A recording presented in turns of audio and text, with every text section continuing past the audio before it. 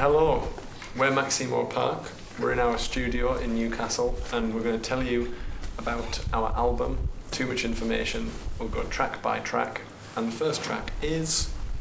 Give, Get, Take. Also, no, it's called Give, Get, Take. That was the final. Lucas has just come up with an alternative title in his head. It was called Give a Little for a while. On some demos. We needed another song that was doing something a bit different, and it was one of them that just came pretty much in a wanna. It just goes give a little, get a little, take a little more, and variations on that. And but it's kind of about sort of accepting that you found somebody who you don't need to, you don't need anymore, but you still kind of need something from them. It's a really varied song. It's kind of got loads of sonic, landscapey things going on with it, you know, but it's still quite a poppy kind of song. I suppose it's a love song. I won't say any more, and I'll let you interpret it yourself, dear listener.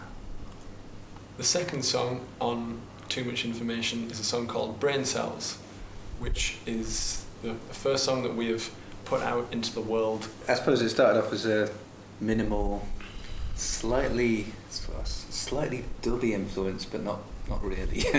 It's about remembering nights out and wondering what went wrong with your brain, and maybe you should have been doing something else to educate yourself. It's quite a tricky one to explain, I guess, because it's something new for us. So, but there's a lot of elements in there, but it definitely feels like a nighttime kind of song. Track 3 is Leave This Island, and it's quite a slow track for us. I'd read a book by Alan Warner, Scottish novelist, called These Demented Lands, and in this book it's set on an island, and I had lyrics saying, let me know when you want to leave this island, let me know when you want to hear my point of view, which could be a psychological island, it could be a physical island, because we, living in the British Isles, you're not that far away from the water, and escape seems quite close. The song itself is, because we've been playing acoustic versions of the tracks, and it's just a piano chord progression, really. I remember when I actually wrote it the last time we were in Ibiza on my computer on a little sort of soft synth thing, and it hung around for ages. So it was, I kind of put a few little observations from this book that I'd written about kind of some of the characters, and melded them with the characters that were already in the song that were more personal. So I think it's an extension of the way that we usually write in terms of it being more of a very personal expression that I usually come up with.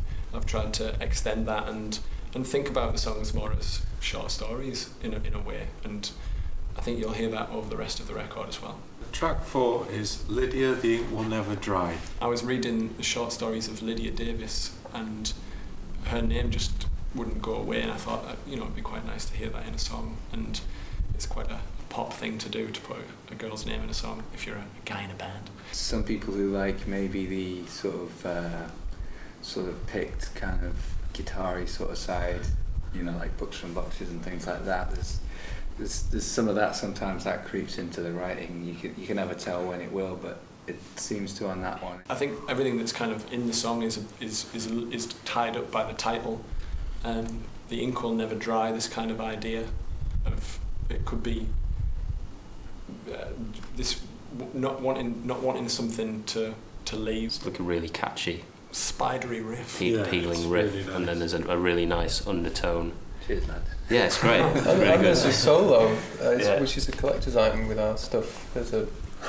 That's true. Quite a long solo in the middle of the song. That's why we have such quite short songs, because we used to all have dunk solos and we cut them out. That's not true. Track 5 on Too Much Information is My Bloody Mind, which again was one of the first 2 or so numbers to be written for the new record. Because we were about to do an EP, we didn't even think about it being anything in particular. There wasn't any pressure on it as a song, which is true with a lot of these. I think if you're aware you're doing an album, you start thinking about it, which often it's best to not overthink stuff when you're writing, and that was a good one because it was just instinctively a bit off the wall, I suppose. Yeah, I really like the lyrics on it. The chorus or / outro. Paul, you're gonna have to remind me now. Why do I long for a life that I already have? When I'm out, I must be out of my bloody mind. There you go. Pretty good, eh? So the next track is It True? And this was a track that started off with arches. We went for a more electronic based bass line, and so it has an element of futurism about it, but it's also ethereal in the high end of the mix as well. It just adds an extra dimension to the record. Each of the songs sort of sit together, but also show a different side of the band. It's quite, forthcoming. I don't know the words, but it's good. I think we can all agree on that.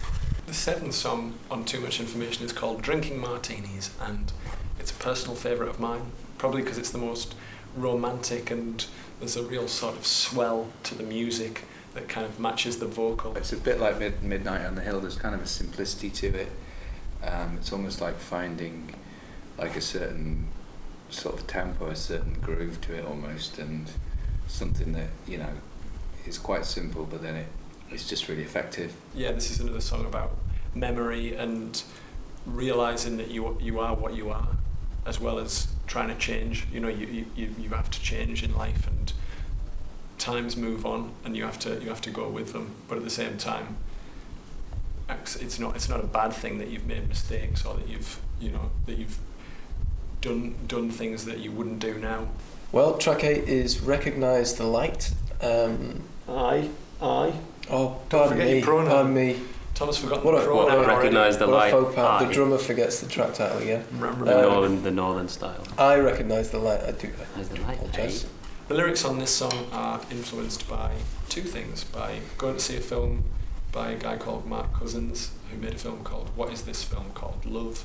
He was in Mexico City for a day and had a really cheap camera and just made a sort of impressionistic film essay about Sergei Eisenstein, the Russian film director, and it was kind of influenced by people like Chris Marker, more of an essay rather than a sort of conventional Hollywood film, let's put it that way.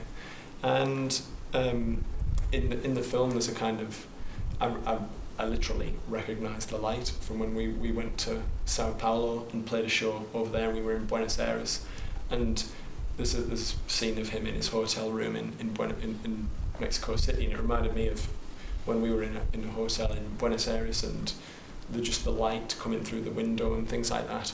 So that was where that line came from. And the second influence is the books of Roberto Bolaño, a Chilean writer. Again, the way he sort of described the light in his books, in somewhere like Santiago, which is referenced in the lyrics. I remembered that it reminded me of a love song off Forever Changes. I think A House Is Not a Hotel. One of them anyway. Oh, yeah. So we listened back to that, and I basically copied the drum beat parrot fashion for the entire song, and it worked out brilliantly. Midnight on the Hill feels like a kind of centerpiece for the record. I don't know why it feels like that, but it just has a kind of power to it, and it feels very Maximo Park, but it also treads new ground. When we moved studio into this place, we had loads of gear lying around, some of which we hadn't touched for a while, and there was this big green case that we never looked in before, and it was a gazebo that I think our front of house had bought a while ago in order to stop beer landing on his mixing desk while we were playing gigs in Glasgow. Manchester. And because we hadn't recorded drums in here before, which is always a kind of barometer of the acoustics, I thought, well, it's too big, it's gonna sound crazy, so let's set up the gazebo and put this thing to some use. So I just remember playing the beat for Midnight on the Hill over and over again under a gazebo, and also concluding that it didn't sound any better or different with the gazebo. You're like, So, how's the mic sounding? It sounded good under this. Like, it doesn't sound any different. But it was, it's good to try stuff we had out. to try it. We had to try it. Now we know gazebo doesn't make any difference. So if you're looking for a gazebo, just send us a tweet. Just give us a call. It's in very good nick. Behind each descriptive lyric, there's a kind of... I've tried to have people wondering what might happen next in the song, and the song is also kind of about your memory cutting out at a certain point in a night when you'd really rather remember what it was that was going on, but you may have had one too many. The penultimate song, what is it, Lucas? It's track 10. That's not the title. It's called Her Name Was Audrey. The song itself, the lyrics were inspired by an African-American poet called Audrey Lorde, who's a very powerful orator. It's a very short song. It's less than 2 minutes long.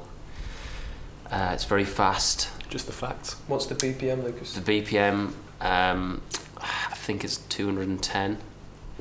I couldn't bet on that, but it's fast. It's very fast. What we do is write songs that are about things that kind of touch us in a way, and there's lots of different influences on this record, from people like Don DeLillo to Audrey Lorde, to quite different characters. When we play it live, we get to have a little bit of improvisation. I haven't got an instrument, so I have an interpretive dance that I can kind of improv each show, and it's already garnered quite a lot of attention. Sometimes touches my organ.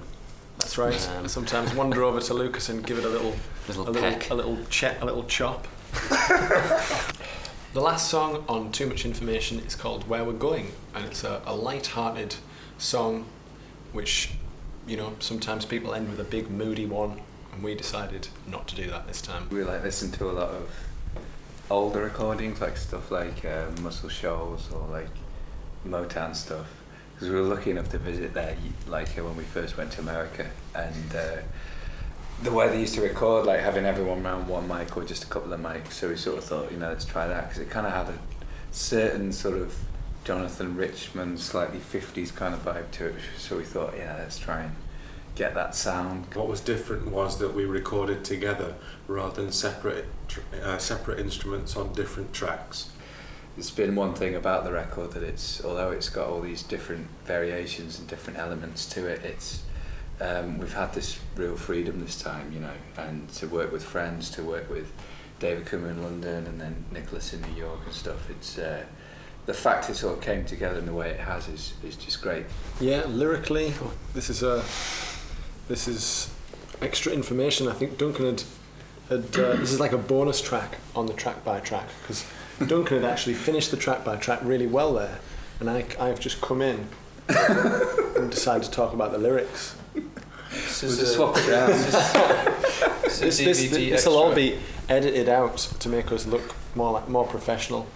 The lyrics are very simple but quite funny. That's it. Thanks for watching our track by track. If you manage to get to the end of it, you're you're a very committed person, and we apologise for any long-winded explanations, but this is actually the first time that we've come together to think about the album as a whole, and you are experiencing our own difficulties with us. Thank you.